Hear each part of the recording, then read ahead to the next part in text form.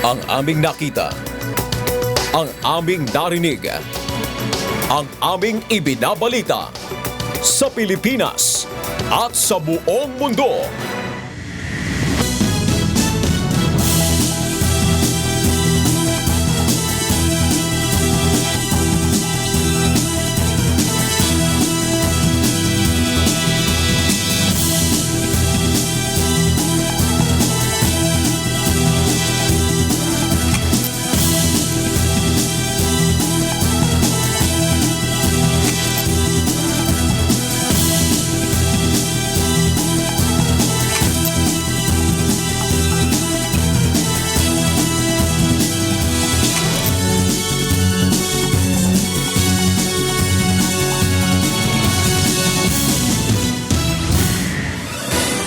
Magandang hapon Pilipinas at sa buong mundo.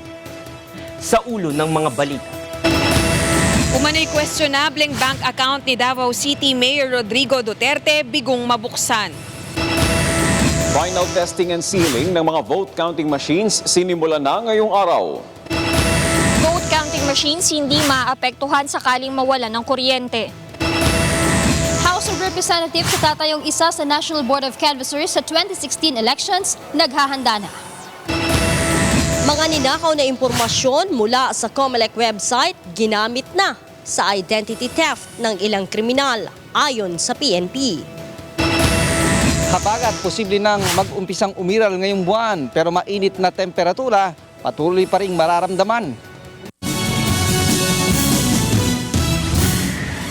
Ngayon po ay araw ng Lunes, ikalawang araw sa buwan ng Mayo, taong 2016.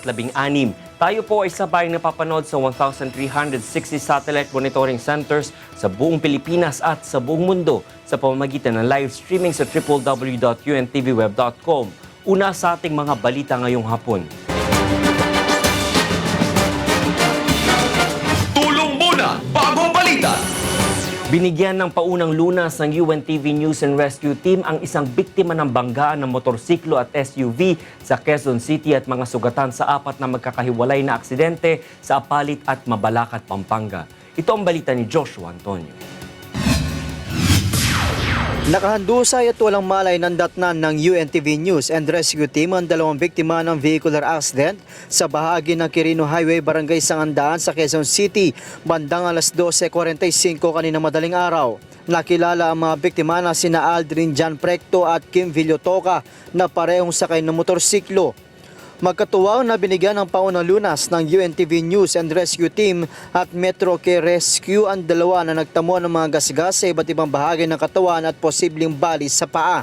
Pagkatapos malapatan ng first aid ay agad na dinala ng News and Rescue Team si Villotoca sa MCU Hospital, samantalang dinala naman sa Traffic Sector 6 ang driver ng AUV na si Janet Fernandez.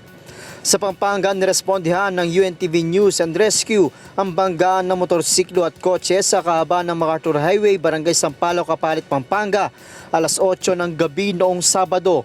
Kaagad na nilapatan ng first aid ng UNTV News and Rescue ang tinamong sugat sa mukha ng driver ng motorsiklo na si Edmond Eralies at posibleng bali sa kaliwang paa ni June Castro na nadamay lamang sa aksidente at saka hinihatid sa Eusebio Lingad Hospital. Wala naman tinamong sugat ang sakay ng kotse. Ilang oras ang nakalipas ay banggaan naman ng tricycle at jeep ang nirespondihan ng UNTV News and Rescue Team sa nasabing barangay. Nagtamo ng malaking sugat sa ulo si Leonard Serrera at sugat sa paa ni Manuel Rodriguez na sakay ng tricycle. Matapos malapatan ng first aid ay dinala ang mga ito sa Eusebio Lingad Hospital. Alas 12 ng madaling araw kahapon ay tinulungan naman ng grupo ang motorcycle rider na si Jorel Fajardo na naaksidente sa Barangay Sulipan, Apalit, Pampanga. Matapos malapatan ng first aid ay dinala ito sa Eusebio Lingad Hospital.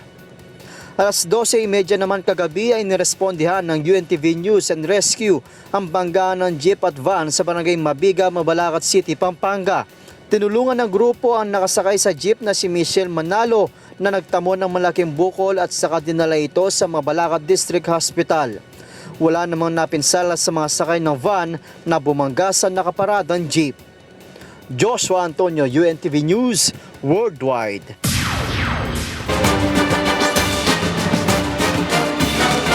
Tulong muna bagong balita!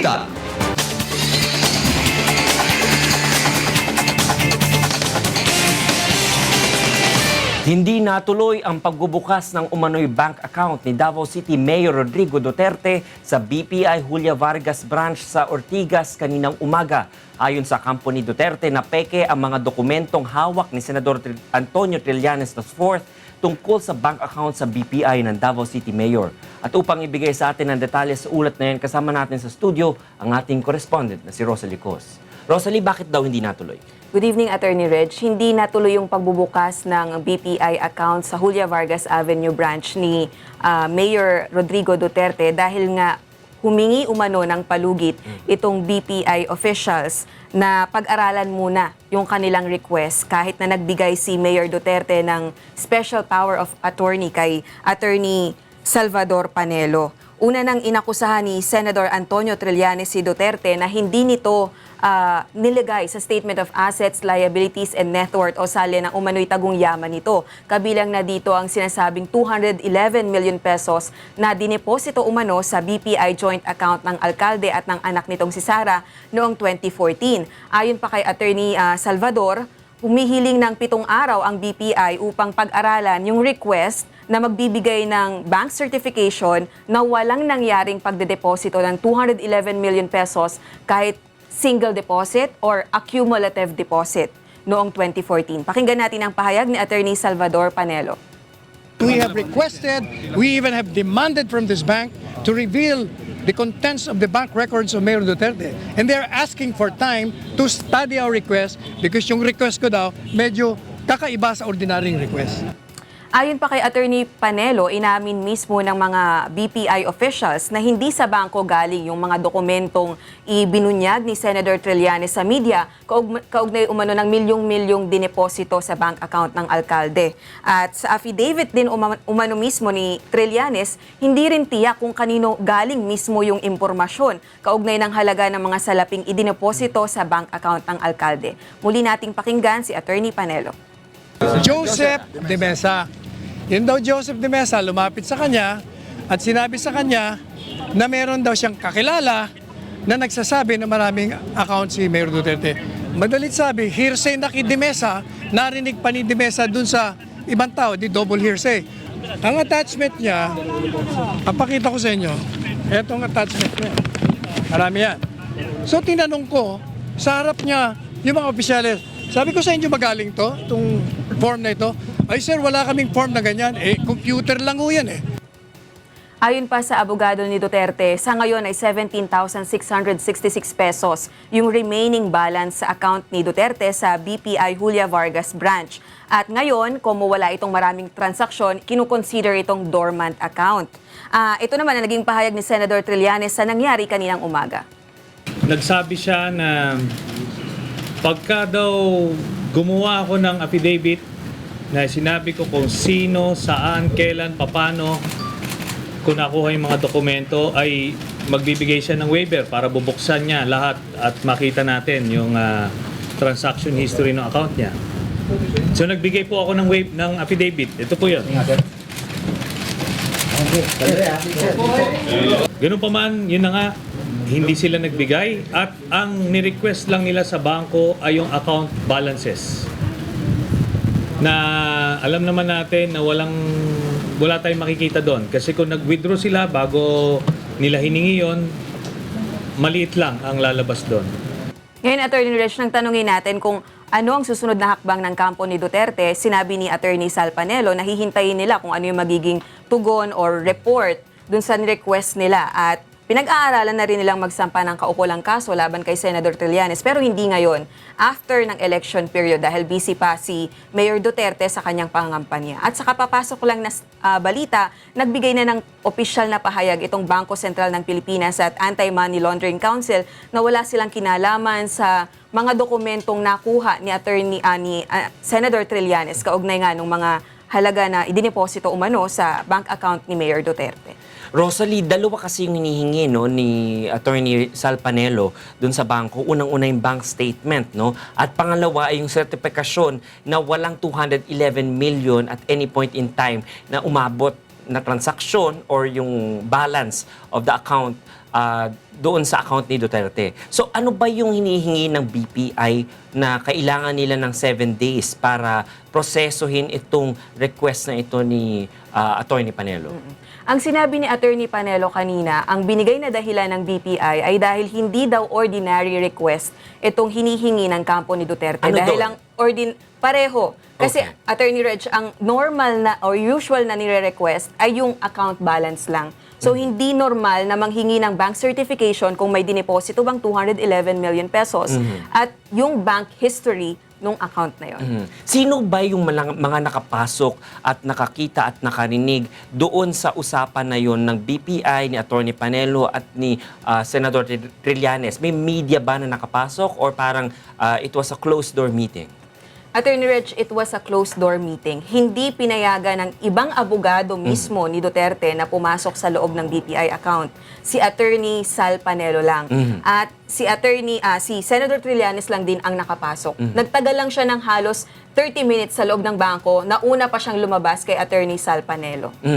Tapos last na merong bang chance na bago yung 7 days ay lumabas na yung resulta ng nire-request na to ni Atty. Panelo or talagang 7 days yun? Kasi next week election na, tapos na yun. Sa ngayon, we have no way to confirm from the BPI officials. Basta ang sinasabi ni Attorney Panelo, 4 to 7 days ang hinihingi ng BPI. Maraming salamat, Rosa Licos, para sa ulat na yan. Samantala, patuloy naman ang pagsuporta ni Vice Presidential Candidate Alan Peter Cayetano sa kanyang running mate na si Davao City Mayor Rodrigo Duterte sa kabila ng BPI bank account issue at sa umano'y mga tagong yaman nito. Ito ang balita ni Brian De Paz.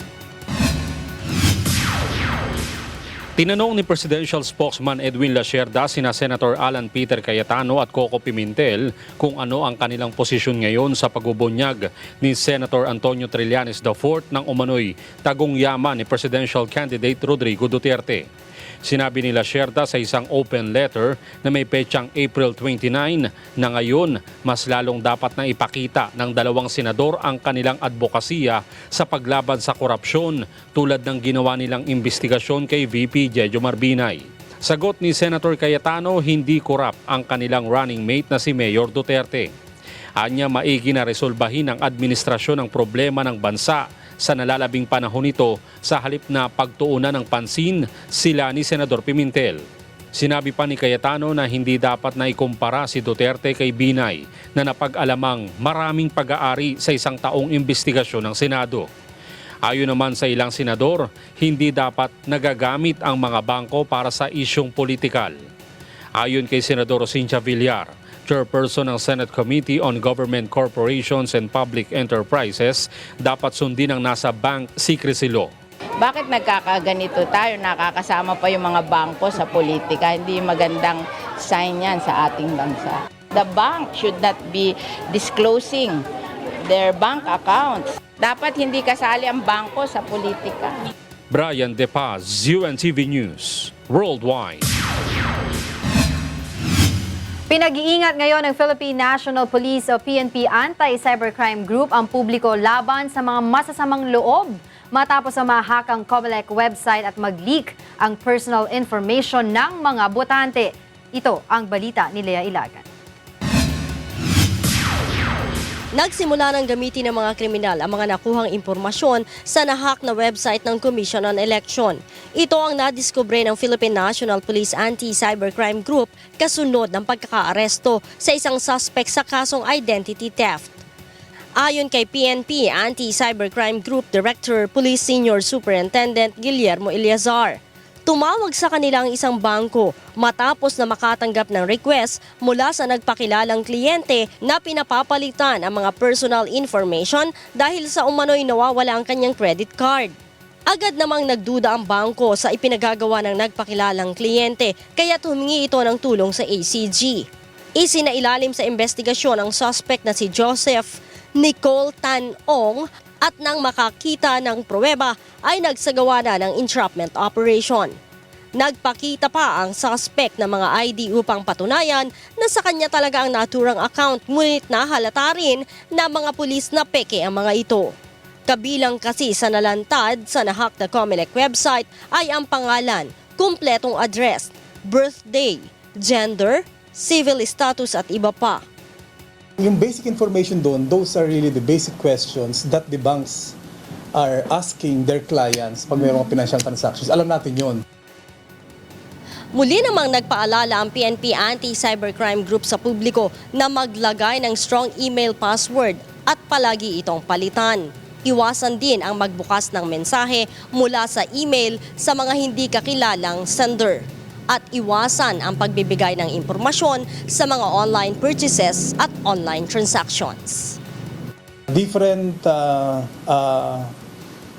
awareness tips were being disseminated by the banking industry, di ba, sa mga tao on the tips that the clients should do. And also, sila rin naman, among themselves, meron din sa kanilang mga binigay ng mga guidelines ang BSP.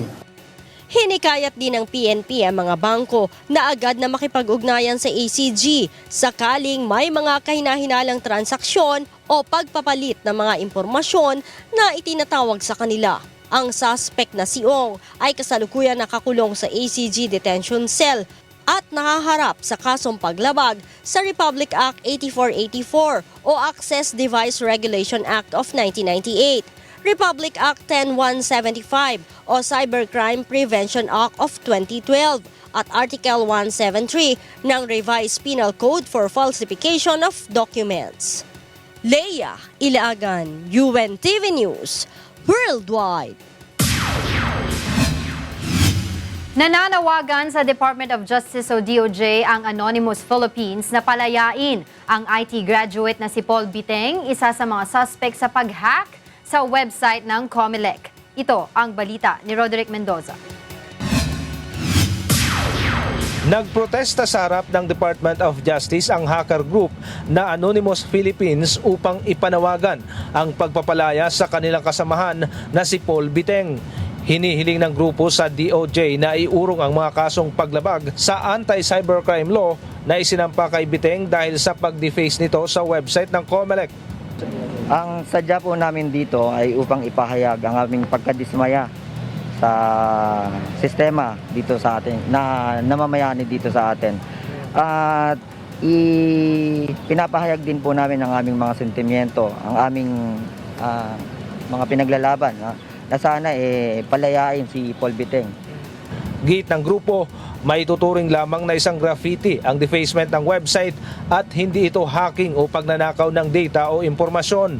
Nais lamang umano nilang maipaabot sa COMELEC na madaling masabotahe ang kanilang website. Nagyabang po ang COMELEC na sinasabi nila na sila raw ay unhackable. Di ba po? Ang sabi nila ay hindi raw mapapasok ang kanilang sistema, secure daw po. Ang ginawa po ni Paul ay simple lang po, defacing lang po. Hindi po siya nag-leak na mga dokumento o data na galing sa database ng COMELEC. Ibang grupo po yun. Si Biteng ang unang hacker na naaresto kaugnay ng pananabotahe di umano sa website ng COMELEC.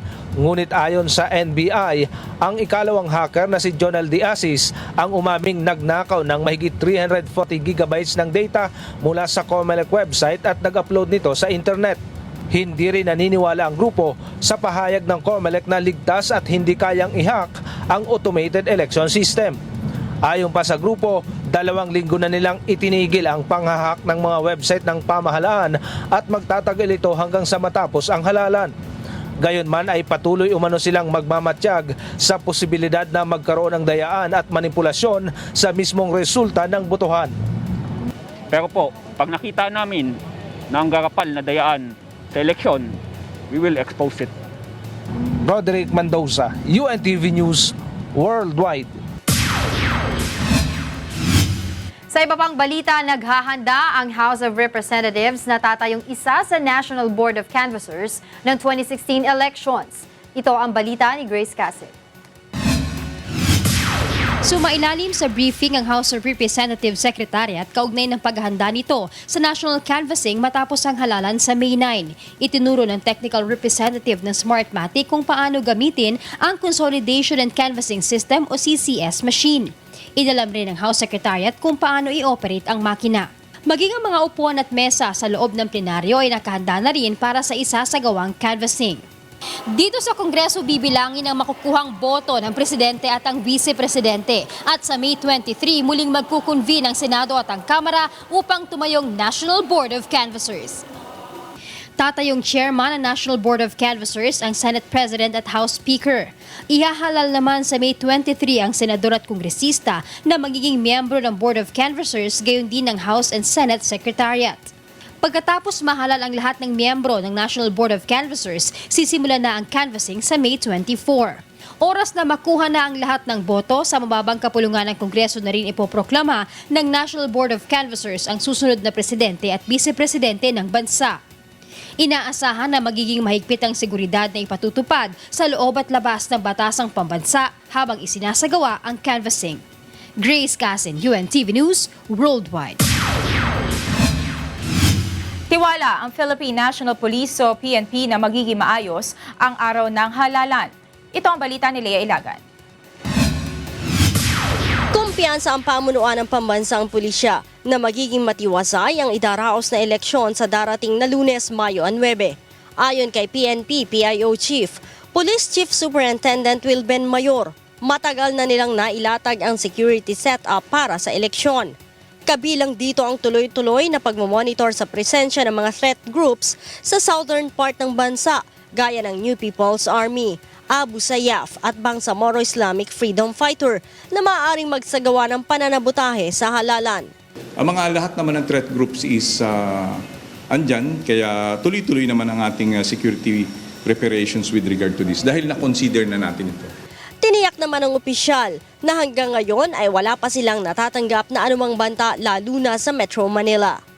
Tiwala naman ang Malacanang sa hakbang ng Armed Forces of the Philippines at Philippine National Police na pigilan ang sinumang individual at alinmang grupo na maghahasik ng kaguluhan sa darating na halalan. Paliwanag pa ni Mayor, ang pagdedeklara nila ng full alert noong Sabado ay bahagi ng kanilang paghahanda para sa gagawing pagboto ng mga Pilipino sa mga bagong leader ng bansa. Dahil full alert status, lahat ng mga maneuver units ay dapat nasa kanilang base or camps or station para kung kinakailang i-deploy sila is meron tayong sufficient personnel that could be deployed just in case may mga contingencies sa iba't ibang area. Tatagal ang full alert status ng isang buwan, subalit muli nilang i-assess ang sitwasyon bago muling magbaba ng alerto ang pambansang pulisya. Lea Ilagan, UNTV News, Worldwide. Isang Pilipino sa Dubai ang nahuli matapos mag-selfie habang bumoboto. Samantala, ilang Pilipino sa Ottawa, Canada ang hindi pa rin natatanggap ang kanilang mga postal ballot. Ito ang balita ni Marlon Briola. Sa Ottawa, Canada, ilang kababayan natin ang nagparehistro sa postal voting ang hindi pa rin nakatatanggap ng kanilang mga balota ang nagsadya sa field voting sa Philippine Consulate. Actually, hindi po dumating sa akin yung ballot. We were waiting. Tapos, most of my friends, na-receive na nila yung ballot nila. But for my family and some of my friends, hindi nila na-receive. So, we had to search another way kung paano kami boboto. And then, I found out dun sa website ng embassy na, ayun nga, we had to go. We can vote without the ballot and go here sa field voting. Hindi ako nakaboto ngayon kasi sa maliit na problema na naipadala daw yung balota ko, kaya lang hindi nakating sa akin. Pero itinawag ko sa Ottawa, ang sabi sa akin, pumunta na lang ako dito sa precinct dito. Kaya nandito ako sa St. Kevin para bumoto, pero ayan, pinasulat lang yung pangalan ko at tatawagan na lang daw nila ako para makaboto next week. Payo naman ni Consul General Tamayo sa ating mga kababayan na hindi pa rin nakatatanggap ng kanilang postal ballots na bisitahin ng website ng embahada upang makumpirma kung babalik sa embahada ang kanilang balota dahil sa mga maling mailing address. Sa Hawaii, nagtapos na noong April 24 ang postal voting sa konsulado ng Pilipinas dito. Ayon kay Consul Andrea Caimo, mababa ang voters turnout ng personal voting dahil sa problema sa oras ng trabaho ng ating mga kababayan. Payo naman ng embahada sa mga bumoto gamit ang postal mail, ipadala ito sa konsulado bago ang May 8, Hawaii Standard Time. At sa Dubai, nagpaalala si Consul General Paul Raymond Cortez sa ating mga kababayan na mahigpit na ipinagbabawal ang pagdadala ng cellphone sa loob ng presinto. Ito'y matapos makahuli ang konsulado ng isang botante na nagse-selfie habang bumoboto. Sa ngayon nga ho, may siyam na ho na iniimbestigahan ang COMELEC dahil kumuha sila ng mga balot selfies. At isa sa mga iniimbestigahan na ito ay taga Dubai dito sa UAE. So paalala lang kasi sa mga susunod na botante, wag na wag kayo kukuha ng mga selfie niyo kasama yung mga balota dahil maaring mahatulan kayo ng imprisonment mula 1 hanggang 6 years dahil ito ho ay isang election offense. 7 araw na lang bago matapos ang botohan dito sa Dubai. Patuloy pa rin ang paghihikayat ng ating mga konsulado sa mga Pilipino na bumoto ng maaga upang iwasan ang makipagsiksikan sa huling araw ng halalan. Mula rito sa Dubai, Marlon Briola, UNTV News Worldwide. Susunod sa ito ang balita. Habagat posible nang mag-umpisang umiral ngayong buwan pero mainit na temperatura patuloy pa ring mararamdaman. Sandigang Bayan, beberipikahin muna ang pagkamatay ni dating Chief Justice Renato Corona bago i-dismiss ang mga kaso laban sa kanya.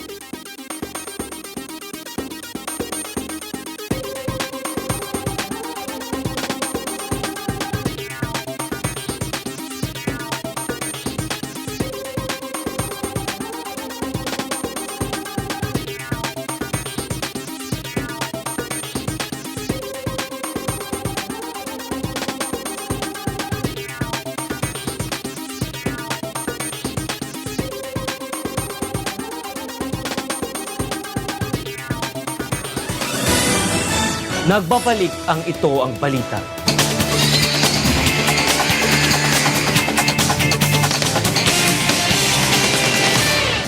Sinimulan na ngayong araw ang final testing and sealing ng mga vote counting machine o VCM na gagamitin sa May 9 elections. Ito ang balita ni Victor Cosari. Isang linggo bago ang May 9 polls, sinimula na ang final testing and sealing ng mga vote counting machine. Sa pamamagitan nito ay matitiyak ng mga Board of Election Inspector na maayos na gumagana ang mga makina at kumpleto ang mga gamit para sa eleksyon. So, ang gusto natin gawin is siguraduhin na yung ating mga makina ay bumibilang ng tama. Okay? 10 test ballots na nakasulat ang mga pangalan ng mga opisyal na kandidato ang gagamitin para sa final testing and sealing. Pagkatapos maipasok ang lahat ng balota, mag-iimprenta ng election returns ang makina. Samantala, hindi naman kasama sa testing ang transmission ng election results. Magkakaroon din ng audit kung saan bibilangin ng mano-mano ang mga boto sa balota upang ikumpara sa electronic results. Sa final testing and sealing na ginawa sa Araulio High School, nagtugma ang manual count sa electronic count.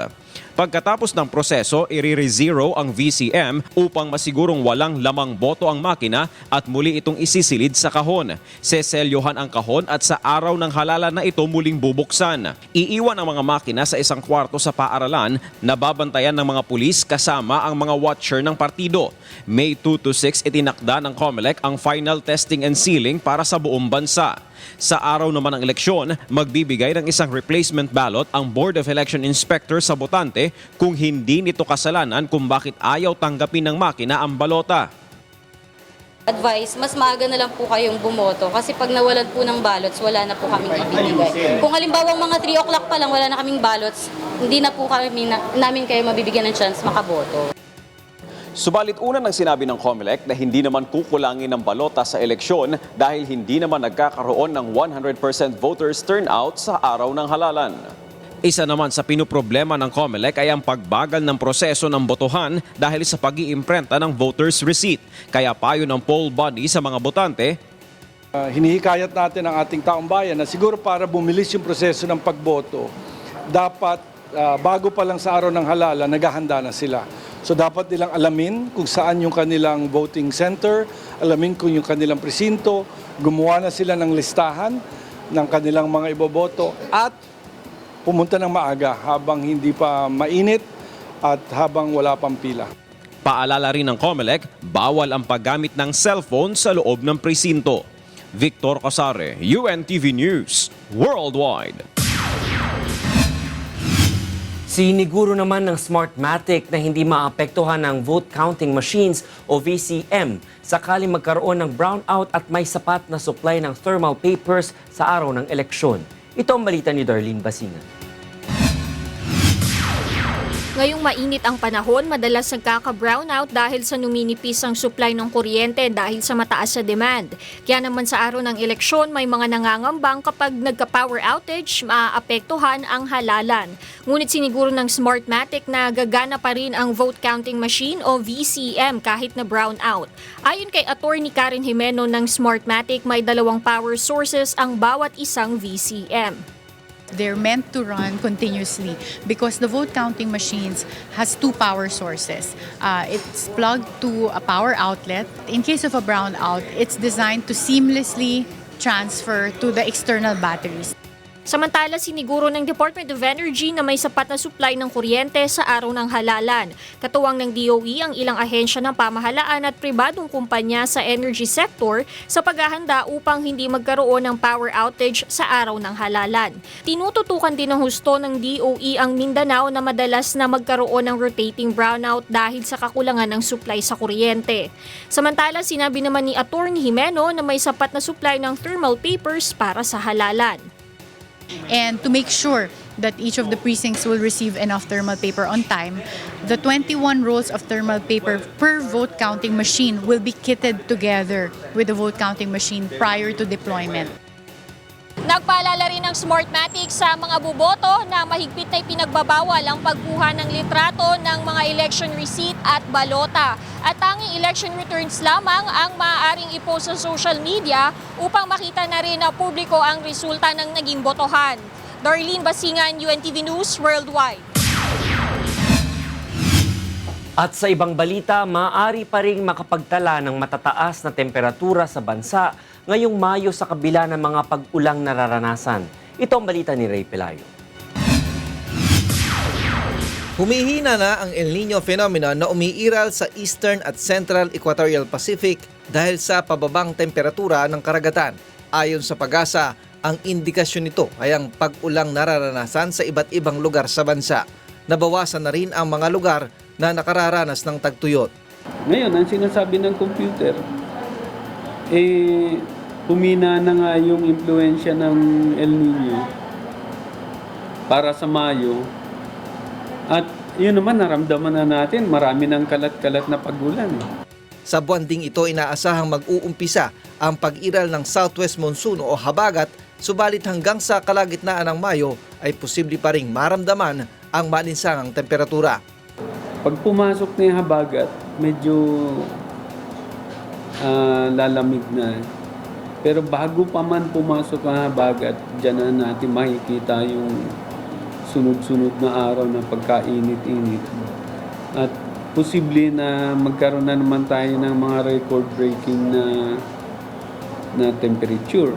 Ayon sa PAGASA, malaki pa rin ang tsansa na umiral naman ang La Niña sa tag-ulan na posibleng magdulot ng malawakang pagbaha, lalo na sa mga mabababang lugar.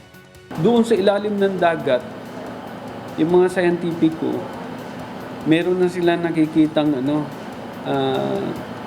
malaking pagbabago na pwede na natin sasabihin na malaki na ang posibilidad na maging La Niña yan. Mula Enero hanggang ngayon ay wala pang pumapasok na bagyo sa loob ng Philippine Area of Responsibility. Subalit hanggang Setyembre ay posibleng may 5 bagyo na. Ray Pilayo, UNTV News Worldwide. Samantala, isinailalim na sa state of calamity ang buong probinsya ng Negros Occidental dahil sa matinding pinsala ng El Nino phenomenon.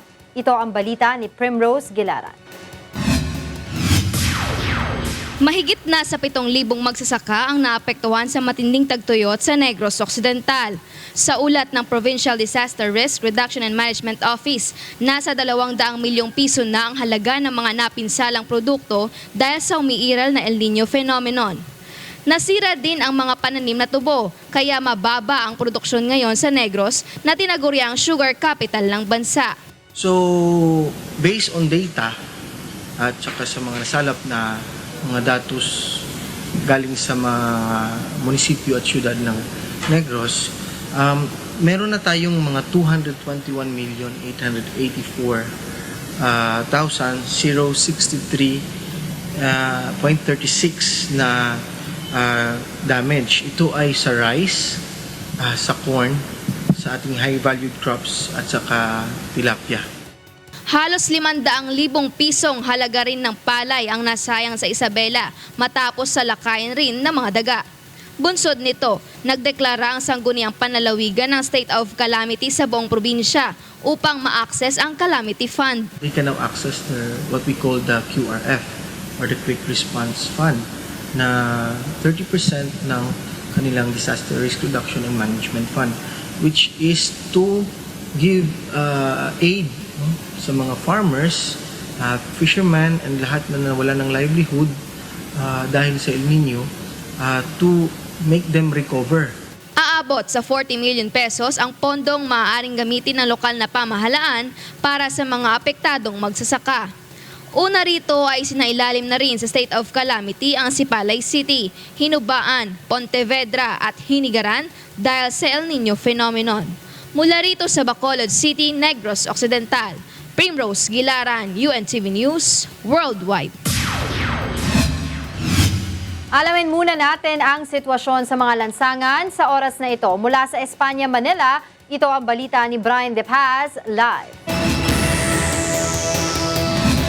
Brian, go ahead. Yes, Angela, magandang gabi. Kailangan nga magbaon ng mahaba-habang pasensya ng ating mga kababayan dahil matraffic po sa ilang bahagi ng Metro Manila. Dito po sa Espanya, mabigat po ang daloy ng trapiko sa southbound ng Antipolo, south at northbound ng Vicente Cruz at Governor Forbes Lacson at northbound ng P. Noval, habang moderate traffic naman mula Welcome Rotunda, Blumentritt at A. Maceda, northbound ng Antipolo, southbound ng P. Noval at both lanes ng Lerma. Sa bahagi naman po ng Quezon Avenue, asahang light to moderate ang magkabilang linya mula Mayon hanggang sa Elliptical Road. Pagdating naman po ng EDSA, mabigat po ang daloy ng trapiko sa northbound ng Main Avenue, Santolan, Ortigas Avenue, Mega Mall, Reliance, Pioneer Boni, Arnaiz, Pasay Road, Taft Avenue at FB Harrison. Matraffic din po sa southbound ng Magallanes, Malibay at Ramo. Habang mabagal din po ang daloy ng trapiko sa magkabilang linya ng Guadalupe, Orense, Kalayaan, Estrella, Buendia at Ayala Avenue. Sa Commonwealth Avenue naman po, light to moderate naman ang magkabilang linya mula Batasan hanggang Philcoa. Habang sa Roas Boulevard naman, heavy traffic po sa northbound ng Pablo Ocampo at Buendia. Habang mabigat ang daloy ng trapiko sa southbound ng Airport Road at Coastal Road. Angela, may number coding nga ngayon at paalaala po sa ating mga kababayan na may mga sasakyan na nagtatapos yung kanilang plaka sa 1 at 2 ay pinagbabawal po na bumiyahe hanggang mamayang alas 7 ng gabi, habang lifted naman po yung number coding sa eleksyon o sa Mayo 9. Balik sa iyo, Angela. Maraming salamat sa iyo, Brian De Paz, live na nag-ulat mula sa Espanya, Manila. Magsasagawa muna ng beripikasyon ang Sandigang Bayan sa pagkamatay ni dating Chief Justice Renato Corona bago i-dismiss ang mga kaso laban sa kanya. Ito ang balita ni Joyce Balancho. Kailangan munang magberipika na sandigang bayan tungkol sa pagkamatay ni dating Chief Justice Renato Corona bago nito ipag-utos ang dismissal ng kanyang mga kaso. Nito lamang Biyernes ng madaling araw, pumanaw ang 67 taong gulang na dating Chief Justice sa Medical City sa Pasig dahil sa atake sa puso. Ayon sa Clerk of Court ng 3rd Division na humahawak sa mga kaso ni Corona na perjury at violation ng Republic Act 6713 o Code of Conduct and Ethical Standards for Public Officers and Employees, bagaman balitang-balita na ang pagpanaw ni Corona, kailangan pa rin ito sumailalim sa proseso ng korte. There must be a manifestation, a formal manifestation, either coming from the family of the accused who died or his or her lawyer. And then thereafter, the court would order the prosecution to make a verification to confirm the alleged fact of death.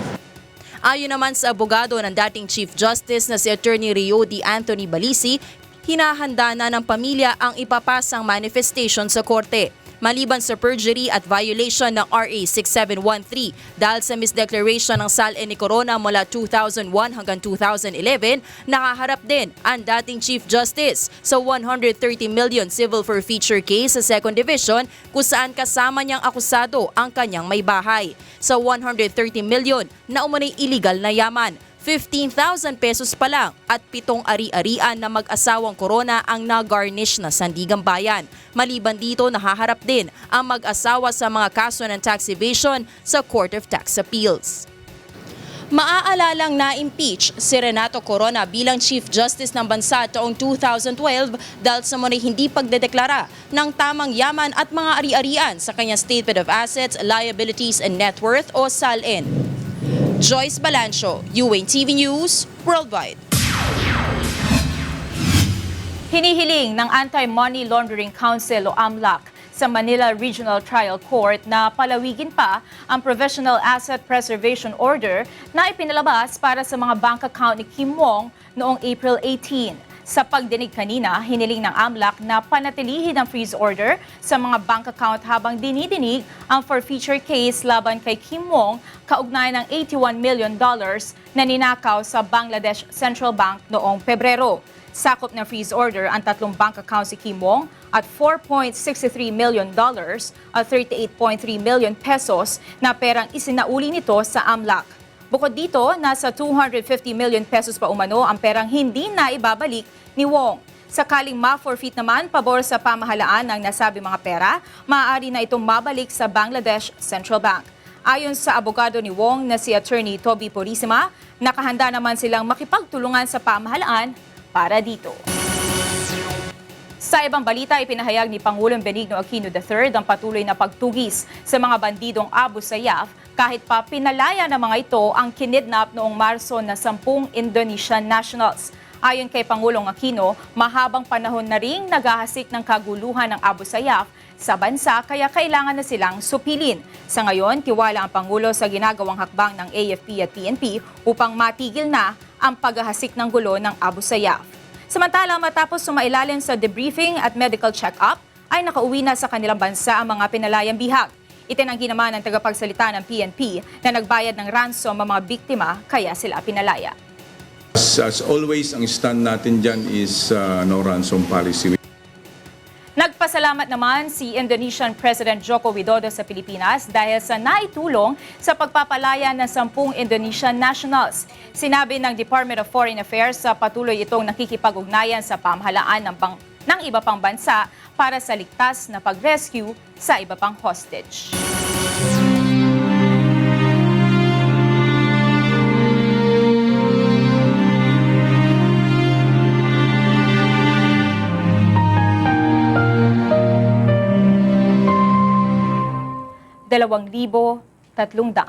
at 52 araw na po ang nakalipas mula na maganap ang malagim na Maguindanao Massacre.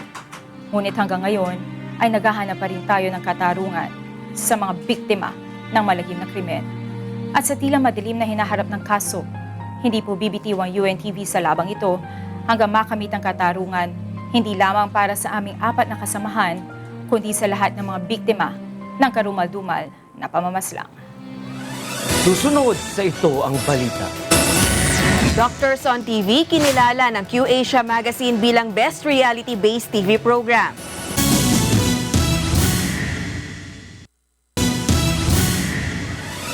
Nagbabalik ang Ito ang Balita.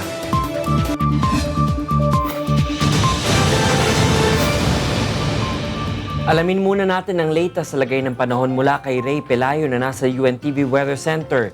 Ray, ano-ano bang mga weather system ang nakakaapekto sa ating bansa? Magandang gabi, Tony Regit, sa ating mga kasambahay. Sa ngayon ay yung pa ring ridge ng high pressure area ang umaabot sa may ilang parts ng Luzon. At ito'y nagiging dahilan ng malisang temperatura, lalo na sa may area ng Tuigaraw. At yung easterlies, yung pagsalubong dalawa na yan ang nagdudulot din ng pag-ulan sa ilang area ng Southern Luzon like Bicol and dyan sa may area ng Quezon. Pero yung other part ng ating bansa, expect pa rin natin na meron tayong malisang temperaturang mararamdaman ito, Nerds. Sige Ray, ibigay mo na ang kabuuan lagay ng panahon sa Magdamag.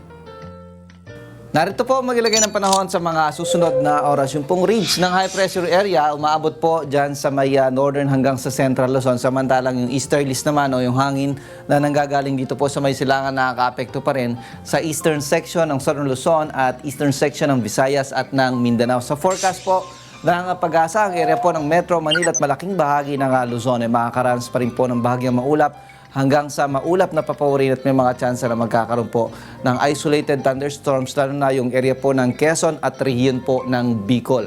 Ang heat index forecast naman po ng pag-asa bukas sa Metro Manila, maaari pa rin po umabot ng 39.3 degrees Celsius. Sa may area po ng Tuigaraw, mahigit 40 degrees. Samantalang sa Baguio, 26.1.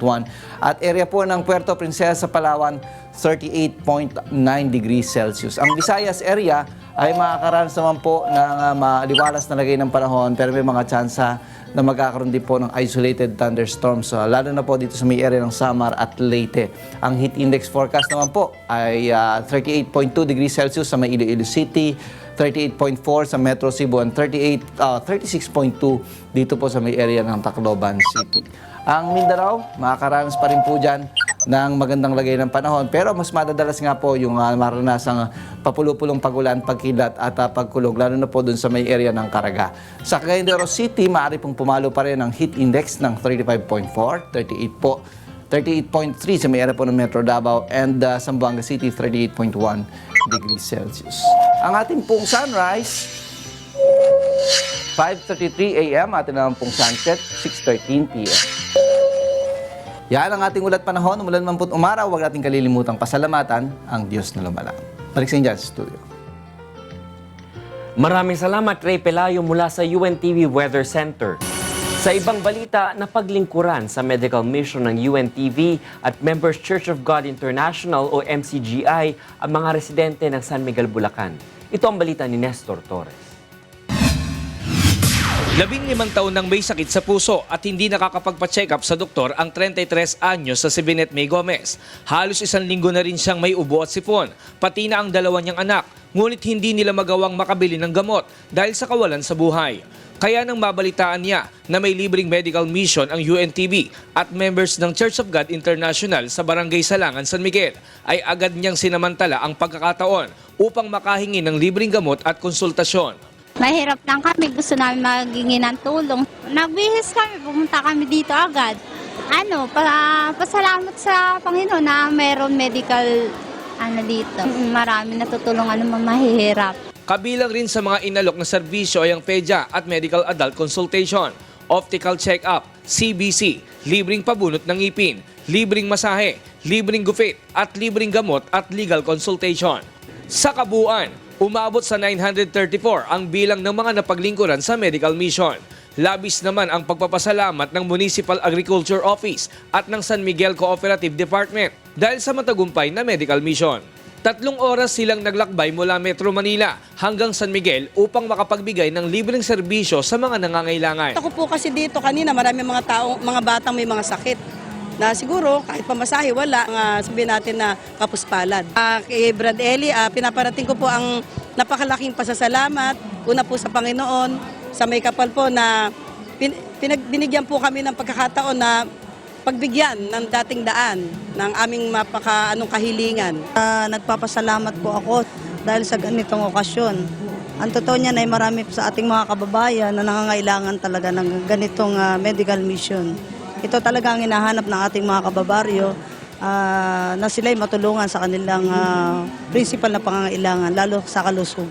Ang pagsasagawa ng libreng medical mission ay bahagi ng advokasya ng UNTV at MCGI na makatulong sa kapwa-tao, lalo na sa mga may hirap at nangangailangan. Mula dito sa Bulacan, Nestor Torres, UNTV News Worldwide. Pinaalalahanan ang mga residente ng Baseco Compound sa Tondo, Maynila na huwag magtapon ng basura sa mga taniman ng bakawan o mangrove. Ito ang balita ni Brian De Paz. Nilagyan na ng mga bakod ang pinagtaniman ng mga bakawan o mangrove sa Barangay 649 sa Baseco Compound, Tondo, Maynila. Ang bakawan ang magsisilbing proteksyon laban sa malalaking alon dulot ng bagyo. Plano rin ng Department of Environment and Natural Resources at Bureau of Fisheries and Aquatic Resources na maglagay ng aquaculture farms at vegetable garden sa lugar. Ito'y upang magkaroon ng hanap buhay ang mga residente dito. Samantala, nagsagawa rin ng cleanup operation at mangrove planting ang Villar Social Institute for Poverty Alleviation and Governance, katulong ang ilang residente ng barangay, DENR-NCR, BIFAR at MMDA. Nanawagan naman si Senador Cynthia Villar sa mga residenteng malapit sa pinagtaniman ng bakawan na itapon sa tamang lugar ang kanilang basura.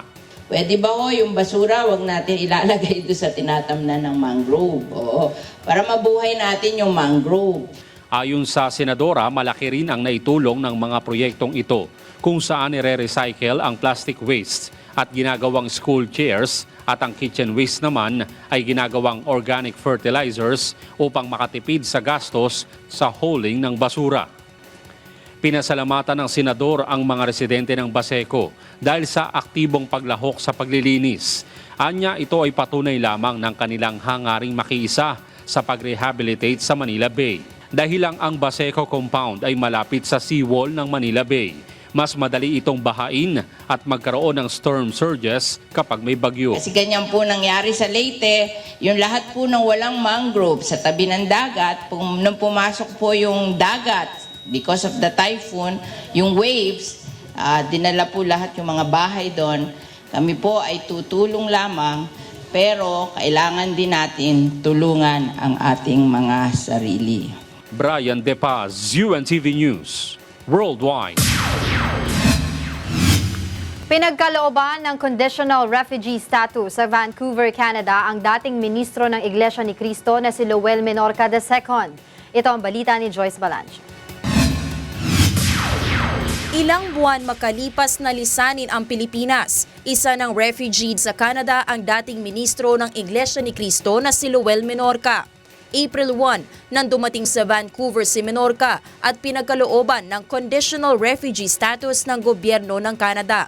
Sa panayam ng UNTV News kay Menorca, sinalaysay nito ang mga dahilan kung bakit kailangan lisanin ng kanyang pamilya ang ating bansa. Si Menorca ay sinampahan ng Iglesia ni Cristo ng mga kasong libel, illegal possession of explosives at adultery. How can you expect justice to be served kung yung mismong justice system hawak ng isang napakamakapangyarihan at maimpluwensyang iglesia? Kapag dumating na sa ganung pagkakataon, ano yung maaasahan mo?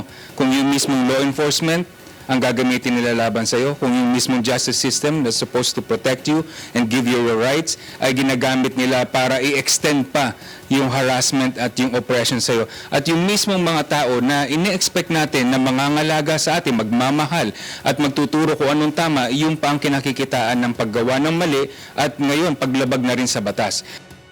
Noong nakaraang linggo ay dinismiss ng Court of Appeals ang petition for writ of amparo ng dating INC minister dahil hindi napatunayan na may banta sa buhay ng kanyang anak kaya ito umalis ng bansa.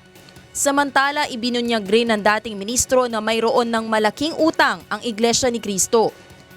To sum it all up, yung sinasabi nila noon na wala naman daw Airbus ang Iglesia ni Cristo, i-deny nila, biglang sa susunod na pagkakataon, sinabi ng tagapamahalang pangkalahatan, saan sa daw sasakay? Nilabas din nila na meron palang Airbus, tapos dinideny na naman nila.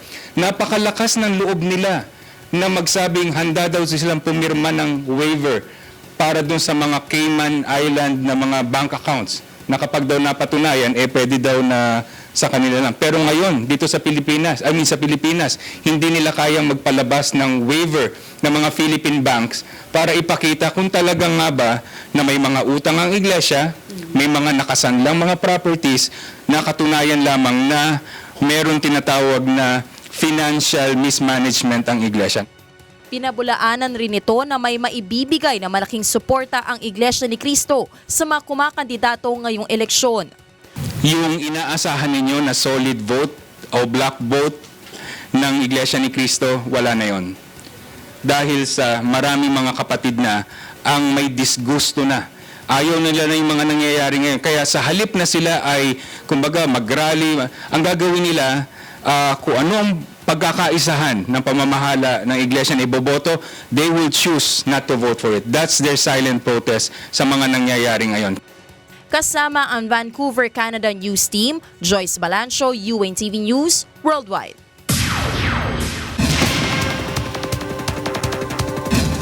Patuloy na inihahanda ng COMELEC, katuwang ang PNP at AFP, ang contingency plan sakaling magkaroon ng aberya sa araw ng botohan. Inilatag na rin ang magiging deployment ng mga pulis sa iba't ibang voting precincts sa mga probinsya. Ito ang balita ni Gladys Tuabi. Halos 2,000 pulis at sundalo ang ipakakalat sa Bulacan upang magbantay ng seguridad, partikular na sa mga voting center sa araw ng halalan sa isinagawang send-off ceremony sa Camp Malolos. Nagbigay po tayo ng paalala, yung mga basic reminders sa mga kapulisan natin bago sumabak sa kanilang mga trabaho. Reviewin lahat ng mga memorandum circulars o call doon sa eleksyon. Alam nila kung ano yung gagawin nila. Ang mga pulis naman na may kamag-anak na kandidato ay ididestino muna sa ibang lugar, pati na ang mga nagsisilbing bodyguard ng mga tumatakbong politiko. Binalaan rin ng COMELEC ang mga politiko at supporters nito laban sa pagsasagawa ng vote buying. So pag ito'y nahulihan, napatunayan na sila ay sangkot sa vote buying, yung bumibili at yung nagbenta ng boto, okay? So may kaakibat na parusa yan. No, that's not less than 1 year of imprisonment and not more than 6 years of imprisonment without probation. Samantala, na-deploy na sa iba't ibang bahagi ng La Union ang mga kahon ng official ballot na gagamitin sa araw ng halalan. Sa ulat ng COMELEC, na-i-deliver na sa 20 bayan ang nasa 850 kahon ng official ballots. Sa bahagi naman ng Cebu ay puspusan na rin ang ginagawang paghahanda ng COMELEC para sa nalalapit na halalan. Kabilang narito ang paglalatag ng contingency plan para sa worst-case scenarios, gaya ng shooting incidents, VCM snatching at pagsunog sa polling centers. Na-brief na rin ang mga guro sa mga gagawin sakaling magkaroon ng problema sa araw ng eleksyon. Paalala rin ng COMELEC sa political supporters na iwasang magsuot ng damit na may pangalan ng mga kandidato. Gayon din ang pamimigay ng campaign paraphernalias dahil maituturing itong electioneering. Payo rin nila sa mga botante na bumisita sa election offices upang alamin kung saang presinto nakalista ang kanilang pangalan. Kasama ang provincial news team sa iba't ibang panig ng bansa. Gladys Tuabi, UNTV News, Worldwide. Humihingi naman ng suporta sa pamahalaan ang silkworm farmers sa La Union upang mapaunlad ang sektor ng silk fabric production sa bansa. Ito ang balita ni Grace Doctolero. Naniniwalang Sericulture Research and Development Institute ng Don Mariano Marcos Memorial State University sa La Union na malaki ang papel ng silk farmers upang muling mapalakas ang fabric industry sa bansa. Sa ika-24th Foundation Anniversary ng Universidad, hiniling nila sa pamahalaan na suportahan ang silk farming, lalo na sa La Union, upang mapaunlad ang silk fabric production. Ginagamit dito ang silkworms na may kakayahang mag-produce ng cocoon o raw silk na kinukolekta upang iproseso at gawing silk na tela. Right now, marami pong naproproduce, usually mga barong, pero nagkukulang po kami ng supply. Kaya ang ginagawa namin, mass production of cocoon as a raw material for the production of raw silk. Ayon naman kay Senate Committee on Agriculture and Food Chairperson Cynthia Villar, mahalagang matulungan ang silk farmers dahil malaki ang potensyal ng industriyang ito. Si Senator Villar ay ang panauhing pandangal sa okasyon na may temang Seeking Possibilities, Taking the Lead, Empowering People. Kasi sinasabi nila yung machine daw nila outdated. Sabi ko, we have to consult the OST what we can do about the machine. Sinabi rin ni Senator Villar na maaari namang obligahin ang mga ahensya sa bansa na gumamit ng locally produced fabrics bilang tulong sa silk farmers at local weavers o mga manghahabi ng tela. We had a vibrant fabric industry before but nawala na yan. And so gusto nating isalvage kahit yung mga handmade fabric lang, yung specialized fabric. There is an executive order that requiring government offices to use yung ating mga locally manufactured fabric as uniform. Mula sa kakon o rose silk ay maaaring gumawa ng iba't ibang accessories at garments gaya ng barong. Ang mga nagamit namang kakon ay maaaring gawing handicraft o mga palamuti na pwedeng ipagbili sa merkado. Kasama ang La Union News Team. Grace Doctolero, UNTV News Worldwide. Samantala, alamin naman natin ang mga balita sa sports at entertainment kasama si Talia Javier.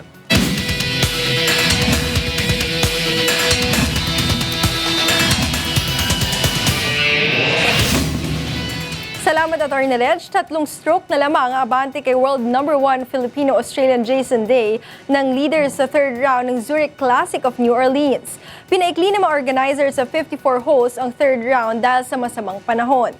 Nasa 5th hole na ang co-leaders na sina Brian Stewart at Jonathan Vegas nang ipatigil ang laro dahil sa walang tigil na pag-ulan sa TPC Louisiana layout. Tabla sina American Stewart at Venezuela na si Vegas at sa 13 under par, isang palo ang abante kay American Bobby Wyatt.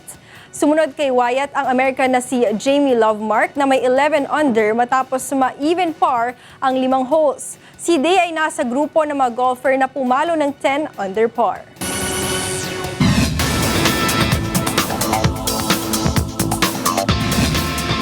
Pinarangalan ng Q-Asia Magazine ang UNTV program na Doctors on TV bilang Best Medical Reality-Based TV Program.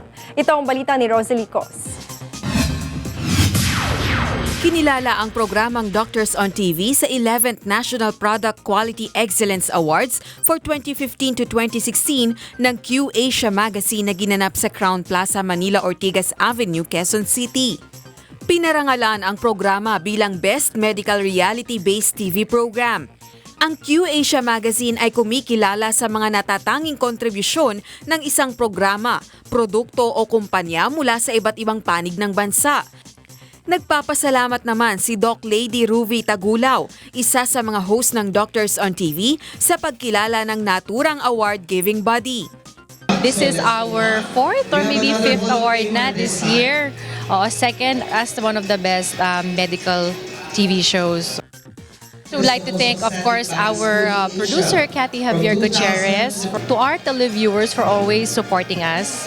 And of course, syempre di natin makakalimutan, Kuya Daniel Razon for giving us this new format that is more entertaining and more informative to our televiewers. Ang Doctors on TV ay napapanood sa UNTV Primetime TV Experience tuwing Martes mula alas 7 hanggang alas 8 ng gabi na may replace tuwing Linggo mula alas 7 hanggang alas 8 naman ng umaga. Isa rin ito sa mga konsepto ni Kuya Daniel Razon na innovative clinic on air na naglalaman ng iba't ibang health issues na napapanahon. Our goal in this TV show is to deliver medical-based and how to make things easier and for them to understand. Kasi education, napaka-importante yan. And also to help those patients. Because every show ngayon may pasyente na meron tayong tinutulungan. No? Ayan. Dahil kay Kuya Daniel, siya po ang talagang nagpursige na dapat bawat episode meron tayong natutulungan. Rosalie Cos, UNTV News, Worldwide. At yan ang ating mga balita sa sports at entertainment ngayong gabi. Ako po si Talia Javier. Balik sa inyo, Atty. Reg. Maraming salamat, Talia. Congratulations sa Doctors on TV. No? At saka Ate Cathy, siya yung EP ng Doctors. Congrats! At yan ang naging kabuuan ng ating balitaan ngayong gabi. Ito ang balitang hindi dinagdagan at hindi binawasan. Aming inilahad ng buong katapatan kung paano namin nasaksihan. Kayo'y makapagtitiwala ng aming nakita at narinig ang aming ibinabalita. Magandang gabi.